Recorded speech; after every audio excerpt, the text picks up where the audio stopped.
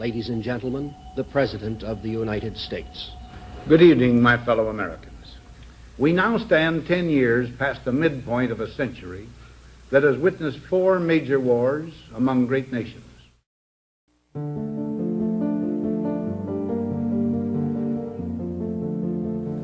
Until the latest of our world conflicts, the United States had no armaments industry. American makers of plowshares could, with time and as required, make swords as well. But we can no longer risk emergency improvisation of national defense. We have been compelled to create a permanent armaments industry of vast proportions. Added to this, 3.5 million men and women are directly engaged in the defense establishment. Now, this conjunction of an immense military establishment and a large arms industry is new in the American experience. The total influence, economic, political, even spiritual, is felt in every city, every state house, every office of the federal government. We recognize the imperative need for this development.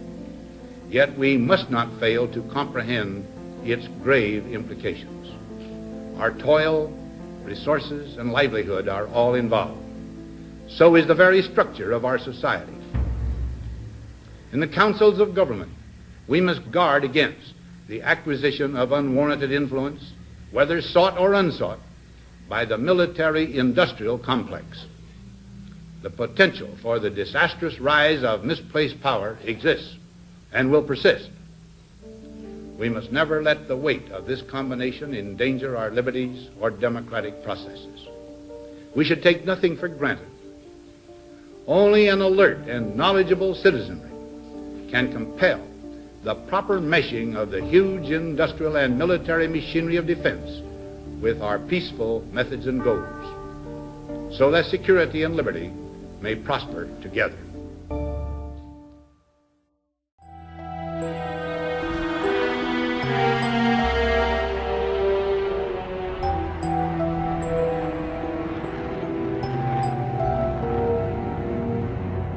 By advancing space weaponry, the United States nurtures its economy and its sphere of control. It guards interests at home and to the outermost frontiers, in the tradition of empires. If you look at history, countries, including the United States, had to at first develop armies to defend themselves. So the United States needed an army to defend itself against the indigenous population who we were exterminating as we expanded across the national territory, and to defend ourselves against Mexico, and we stole half of Mexico, and so on and so forth. For that, you needed armies, and also intervention, and so on. And then countries also developed navies, like the British had to develop a navy to defend themselves against people in India and Africa, and so on. And as they describe it, they're pretty frank about it. They say they had to develop navies to protect commercial interests and investment, and same with us. And now there's a new frontier, space, and we have to move on to control space in order to protect commercial interests and investment. Welcome to the future. The place you go when you say, here's to bigger profits, better business, brighter prospects, and a bottom line that just won't quit. Think big. Big tax advantages, big business opportunities, big profits. And the hottest Fortune 500 industries in the world are taking advantage of them. Which means whether you're looking to relocate, expand, or conquer the known universe with your own special vision of the capitalist's dream, they can help make it happen. Please welcome Creator of Air Force Base, General Kevin Chilton.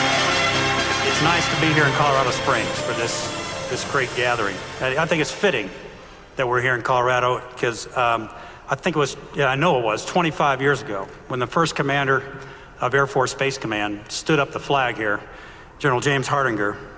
He said that Colorado Springs would become the nation's military space capital, and indeed it has.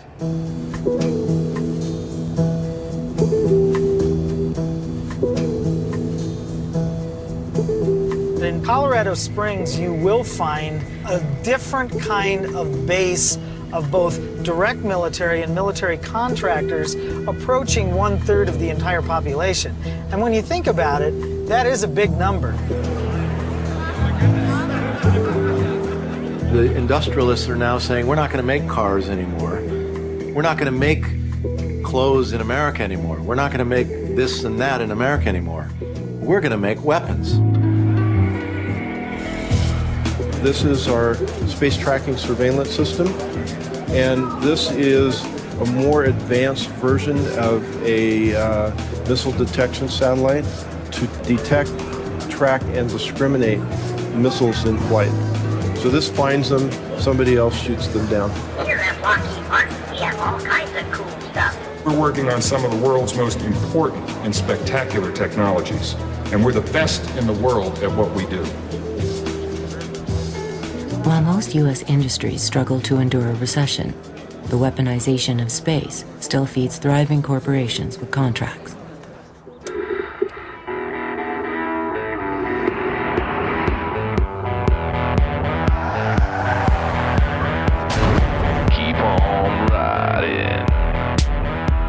Here on our right, we see one of the new guys in town, SI International.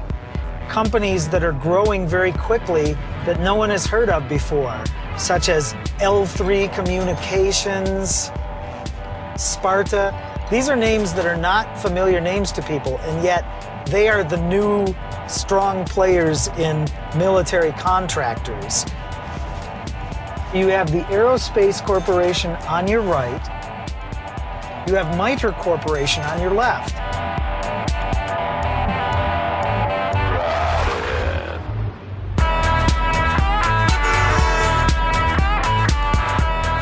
As we cross over here, you will see a Lockheed Martin plant.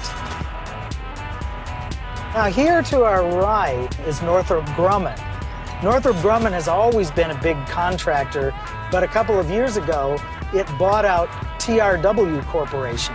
And so now it is one of the biggest military contractors in the world. This is the kind of new growth we are seeing in Colorado Springs. Out of every tax dollar in the United States today, 50 cents out of every single tax dollar goes to the Pentagon. For past wars, for current wars, for future wars.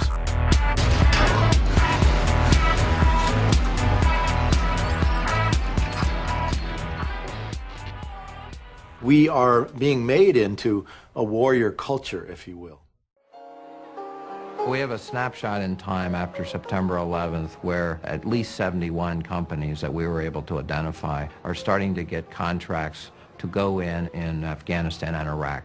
All of the top 10 companies had former U.S. officials who had worked in the Pentagon or other parts of the U.S. government on their boards of directors or as their top executives. It's known as the revolving door, and people cash in all the time. Public officials go to work for companies and they make triple, quadruple, 10 times, sometimes as much money as they used to make in public service. There's too close a relationship, and there's outright, I hate to use the word corruption, but it borders on it, the behavior of some of these individuals, both in industry and in the Pentagon. The number one recipient of contracts was Vice President Cheney's former company, Halliburton, and its subsidiary, Kellogg Brown & Root. KBR. We're the Army's contractor on the battlefield. Currently 65,000 KBR people around the world assisting the troops. And 10 of what? You know, the military-industrial complex isn't just the people in the Pentagon and the people producing the weapons. It's now increasingly got a very large service sector. Ham and eggs. Things that troops used to do, like peel potatoes and do laundry, we now have contractors doing. Congressional critics are questioning whether Dick Cheney helped Halliburton get billions. The FBI has revealed it is expanding its investigation into how Halliburton Company billed taxpayers for its contract work in Iraq. And it now appears some of those contracts were awarded with the knowledge and approval of the Vice President's office, which would seem to contradict his previous statements. As Vice President, I have absolutely no influence of, involvement of, knowledge of, in any way, shape, or form of contracts. We did a report that took 2.5 years, $600,000, 33 people, including 10 investigative reporters on 6 continents, looking at private military companies and outsourcing war all over the world. And we noticed that in 1992, there was a contract of $9 million given out to a company, Kellogg Brown and Root, to study the idea, should the Pentagon start using the private sector to do some of the support type functions like food service, latrine duty, but even maybe some military things as well. And the Secretary of Defense at the time was one Dick Cheney. So Cheney gives the contract out. Kellogg Brown and Root comes back and says, this is a terrific idea. The next 10 years, they get 700 or 800 contracts to do just that. Well, I ran Halliburton. I'm proud of it. Halliburton's a quintessential. This company brought in a Rolodex guy, a former U.S. congressman, defense secretary, chief of staff to a president, to make sure that he could get doors opened not only in Washington, but in capitals all over the world. And yes, he becomes personally wealthy from that. No question about it. His net worth went from $1 million or less to $60 or $70 million in the span of 5 years. Are you ready to take the oath? I am. Please raise your right hand and repeat after me. So we elected a government contractor as vice president. Congratulations, Mr. Vice President. This could be Indonesia, sounds like Russia, Nigeria. No, it's the United States of America, and everything I just said is entirely legal, and it is our system of legal corruption. You don't have to show that he directly came in and hit the cash register button, the door flew open and he took some money out and put it in his pocket. It's to say anybody allocating things at the Department of Defense knows who the vice president is, knows what his connections are in Halliburton. We have a process that it has a seamlessness where the corporate interests that stand to benefit are so intertwined and interwoven with the political forces that the financial elites and the political elites have become the same people. You do have to follow the money. If you follow the money here, it's not so much that Halliburton wanted a war, so they told Dick Cheney to go get one for him. It wasn't that. But you do get a willingness to go to war. Ayes are 296. The nays are 133. The joint resolution is passed without objection. You get a willingness to look at the cost-benefit scenario. American people who have a son or a daughter that's going to be deployed and maybe shot at, maybe killed or maimed in Iraq, they look at the cost-benefit and they go, I don't think that's good. But when politicians who understand contracts, future contracts, when they look at war, they have a different cost-benefit analysis. The defense budget is $750 billion. Profits went up last year well over 25%. I guarantee you, when war becomes that profitable, you're going to see more of it. I don't know how you would want to assess the reasons the United States went to war in Iraq. But ultimately, you have to ask yourself at the end of the day, does any of this contribute to whether or not we are making valid and appropriate decisions about our conduct of foreign policy? War is a racket. I'm Amy Goodman, host of Democracy Now! With my weekly Breaking the Sound Barrier podcast. Every war which Americans have fought or may fight in the future outside their own continental boundaries has been or will be a racket. A mean, cruel, yes, filthy racket. War is a racket, retired U.S. Marine Major General Smedley Butler in 1935. That statement, which is also the title of his short book on war profiteering, rings true today. One courageous civil servant just won a battle to hold war profiteers accountable. Her name is Bunatine Bunny Greenhouse. She blew the whistle when her employer, the U.S. Army Corps of Engineers, gave a no-bid $7 billion contract to the Halliburton subsidiary Kellogg Brown and Root, known as KBR, as the U.S. was about to invade Iraq. She was doing her job, trying to ensure a competitive bidding process would save the U.S. government money. For that, she was forced out of her senior position, demoted, and harassed. Just this week, after waging a legal battle for more than half a decade, Bunny Greenhouse won. The U.S. Army Corps of Engineers settled with Greenhouse for $970,000, representing full restitution for lost wages, compensatory damages, and attorney's fees. Her offense? challenging the no-bid $7 billion plus contract to KBR. It was weeks before the expected invasion of Iraq in 2003, and Bush military planners predicted Saddam Hussein would blow up Iraqi oil fields. The project, dubbed Restore Iraqi Oil, or RIO, was created so that oil field fires would be extinguished. At the time, KBR was owned by Halliburton, whose CEO until 2000 was none other than then Vice President Dick Cheney. KBR was the only company invited to bid. Bunny Greenhouse told her superiors that the process was illegal. She was overridden. She said the decision to grant the contract to KBR came from the Office of the Secretary of Defense, run by Vice President Dick Cheney's close friend, Donald Rumsfeld. As Bunny Greenhouse told a congressional committee, I can unequivocally state that the abuse related to contracts awarded to KBR represents the most blatant and improper contract abuse I have witnessed during the course of my professional career. The oil fields were not set ablaze. Nevertheless, KBR was allowed to retool its $7 billion no-bid contract to provide gasoline and other logistical support to the occupation forces. The contract was so-called cost-plus, which means KBR was not on the hook to provide services at a set price. Rather, it could charge its costs plus a fixed percentage as profit. The more KBR charged, the more profit it made. As the chief procurement officer, Greenhouse's signature was required on all contracts valued at more than $10 million. Soon after testifying about the egregious Rio contract, she was demoted, stripped of her top-secret clearance, and began receiving the lowest performance ratings.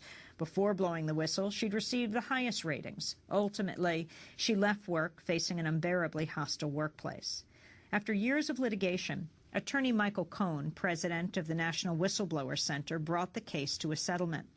He said Bunny Greenhouse risked her job and career when she objected to the gross waste of federal taxpayer dollars and illegal contracting practices at the Army Corps of Engineers. She had the courage to stand alone and challenge powerful special interests. She exposed a corrupt contracting environment where casual and clubby contracting practices were the norm. Her courage led to sweeping legal reforms that will forever halt the gross abuse she had the courage to expose, he said. The National Whistleblower Center's executive director, Stephen Cohen, brother of Michael Cohen, told me, federal employees have a very, very hard time blowing the whistle. So whenever the government is forced to pay full damages for all back pay, all compensatory damages, all attorney's fees, that's a major victory. I hope it's a turning point. The case was hard fought. It should never have had to been filed. Bunny did the right thing. According to Nobel Prize-winning economist Joe Stiglitz, the cost of the wars in Iraq and Afghanistan alone will exceed $5 billion. With a cost like this, why isn't war central to the debate over the national debt?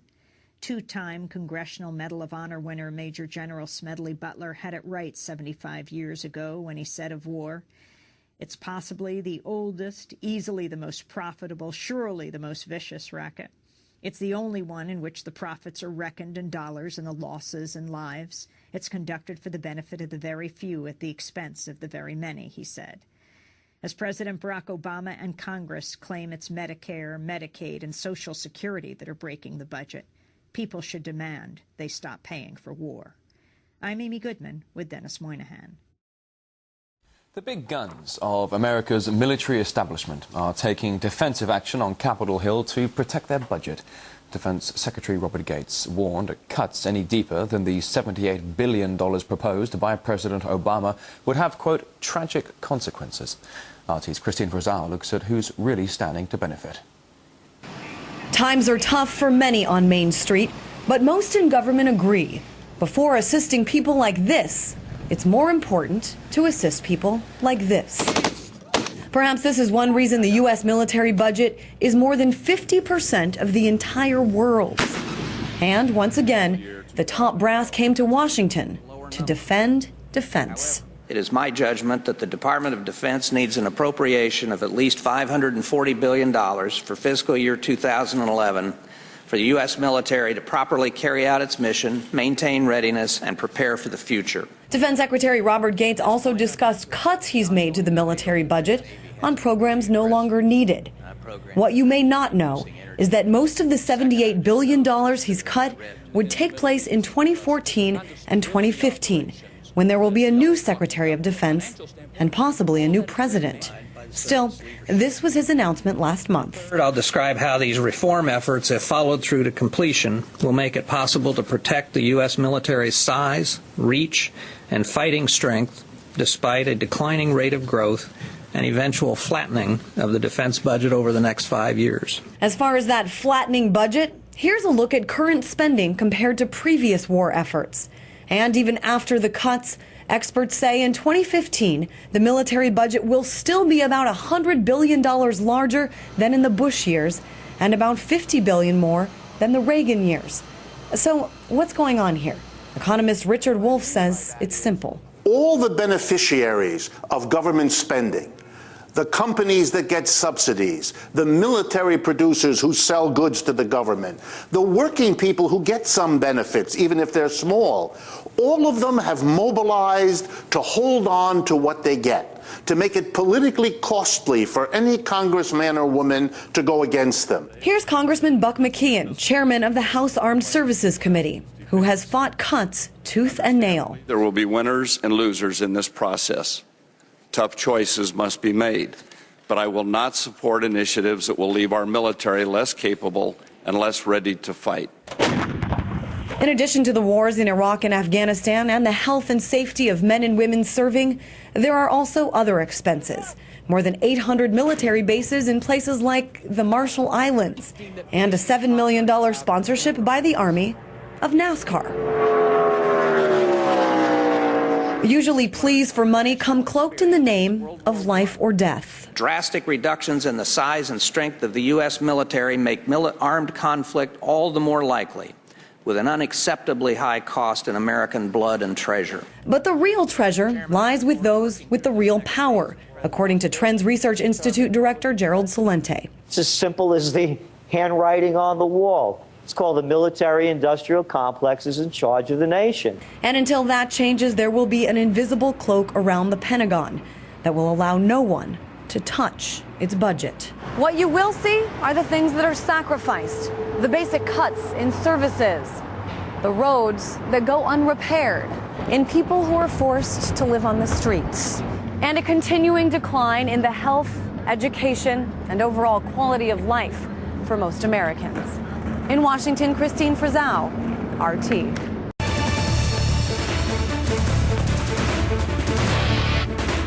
The President of the United States getting ready to address the nation, indeed the world, from the White House. Momentarily, we will hear from President Obama. He will make the case on how the United States can avoid default. There are some Democrats suggesting the United States right now is in imminent threat of default 1 week from today.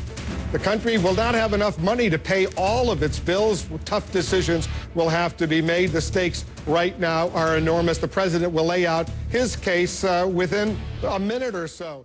See the president walking up to the microphone. Let's listen. Good evening. Tonight I want to talk about the debate we've been having in Washington over the national debt. A debate that directly affects the lives of all Americans. For the last decade, we've spent more money than we take in. In the year 2000, the government had a budget surplus. But instead of using it to pay off our debt, the money was spent on trillions of dollars in new tax cuts, while 2 wars and an expensive prescription drug program were simply added to our nation's credit card. As a result, the deficit was on track to top $1 trillion the year I took office. To make matters worse, the recession meant that there was less money coming in, and it required us to spend even more on tax cuts for middle-class families to spur the economy, on unemployment insurance, on aid to states so we could prevent more teachers and firefighters and police officers from being laid off. These emergency steps also added to the deficit. Now, every family knows a little credit card debt is manageable. But if we stay on the current path, our growing debt could cost us jobs and do serious damage to the economy. More of our tax dollars will go toward paying off the interest on our loans. Businesses will be less likely to open up shop and hire workers in a country that can't balance its books. Interest rates could climb for everyone who borrows money. the homeowner with a mortgage, the student with a college loan, the corner store that wants to expand. And we won't have enough money to make job-creating investments in things like education and infrastructure, or pay for vital programs like Medicare and Medicaid. Because neither party is blameless for the decisions that led to this problem, both parties have a responsibility to solve it.